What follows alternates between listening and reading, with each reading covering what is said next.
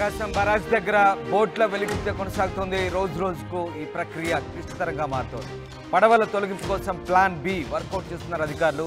భారీ క్రేన్లతో తొలగించాలని మొదట ప్లాన్ చేశారు. ఆ ప్లాన్ వర్కౌట్ కాకపోవడంతో ప్లాన్ బి అమలు చేయబోతున్నారు. నీటి అడుగు భాగానికి వెళ్లి బోట్లను కట్ చేస్తున్నారు.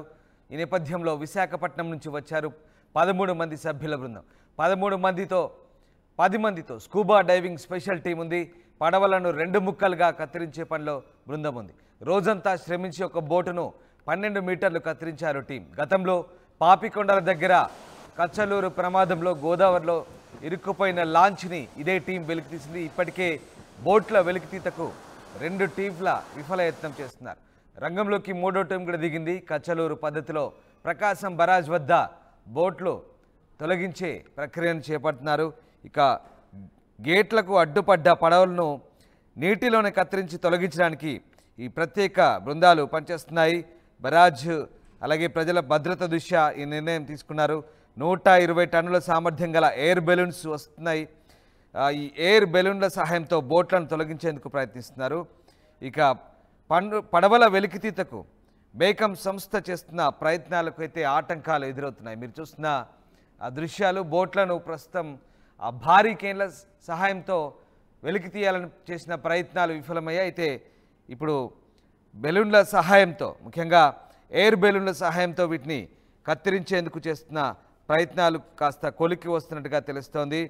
3 బోట్లు ఒకదానికొకటి కలిపి కట్టి ఉంచారు. ఒకదాని బరువు 40 టన్నులు ఉంది. 3 కలిపి మొత్తం 120 టన్నులకు పెంచి బరాజ్ని ఢీకొట్టేలా చేశారంటూ ఆరోపణలు వచ్చాయి. అవి కౌంటర్ వెయిట్స్ను కాకుండా కట్టడాలను తాకి ఉంటే 3 జిల్లాలు బంగాళాఖాతంలో కలిసిపోయాయనే ఆరోపణలు వచ్చాయి.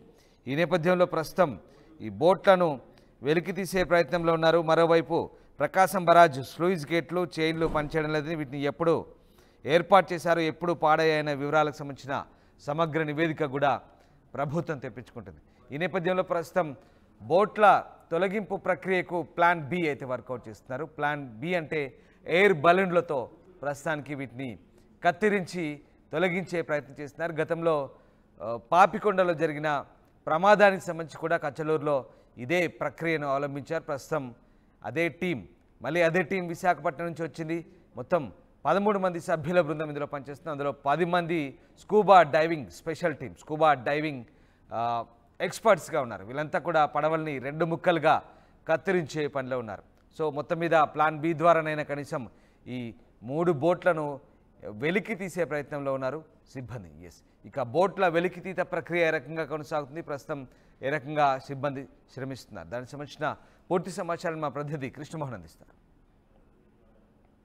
మొత్తం మీద ఇప్పుడు ప్రకాశం బ్యారేజ్ లోపల ఇరుక్కున్న బోట్లకు సంబంధించి టెక్నాలజీని వాడి వాటిని వెలికితీసే ప్రయత్నం అయితే చేస్తున్నాను. ఈ బోట్లకు సంబంధించి పెద్ద ఎత్తున పెద్ద యంత్రాలను తీసుకుని వచ్చి ప్రయత్నం చేసినా అది వర్కౌట్ కాలేదు. కానీ ఈ కాకపోయేసరికి పూర్తిగా కూడా బెలూన్ టెక్నాలజీని వాడే ప్రయత్నం అయితే చేస్తున్నారు. ఈ టెక్నాలజీలో మనుషులు లోపలికి వెళ్ళి ఆ లోపల ఉన్న బోట్లని 3 బోట్లని తొలగించాలనుకుంటే లోపలికి వెళ్ళి కట్టర్స్ చేయాల్సిన పరిస్థితి ఉంది.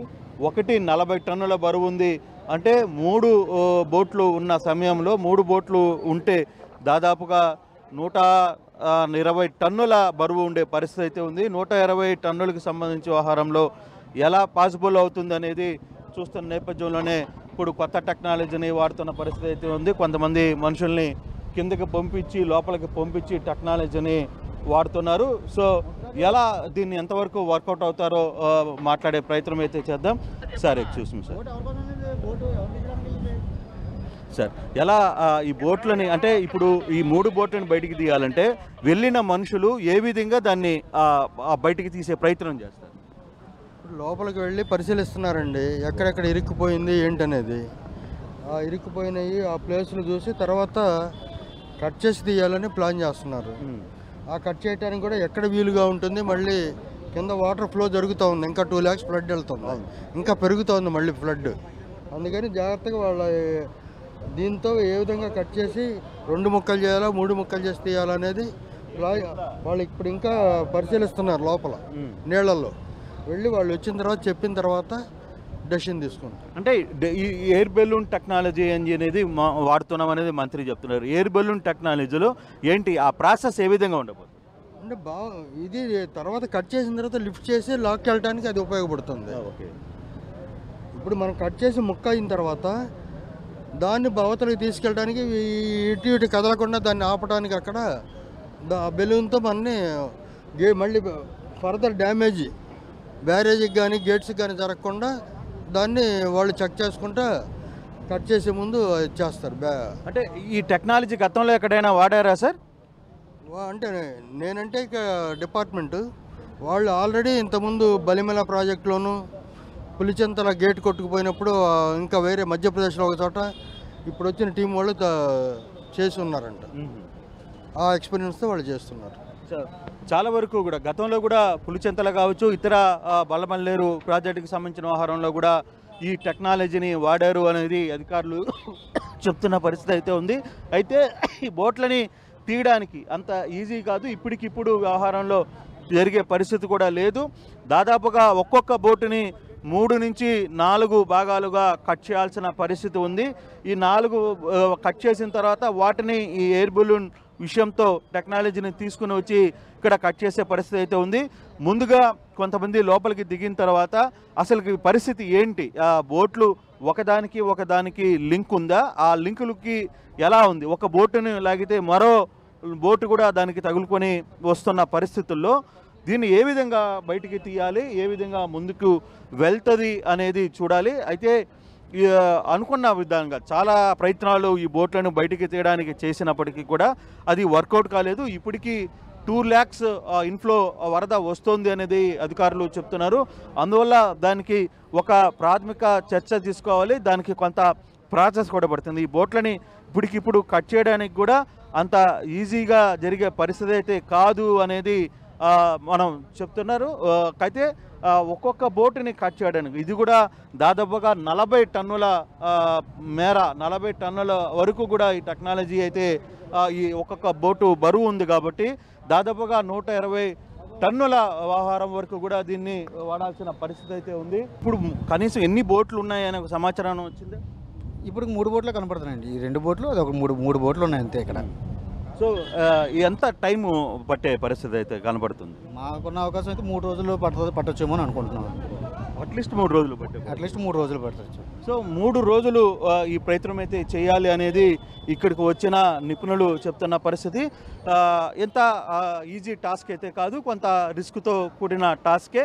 దీన్ని జాగ్రత్తగా హ్యాండిల్ చేయాల్సిన పరిస్థితి అయితే ఉంది అనేది ఇక్కడ ఉన్న పరిస్థితులు. అయితే జరిగిన దీని మీద కుట్రకోణం ఉందా లేదా ఇతర అంశాలు ఉన్నాయా అనే దాని మీద కూడా వైపు చర్చ జరుగుతోంది.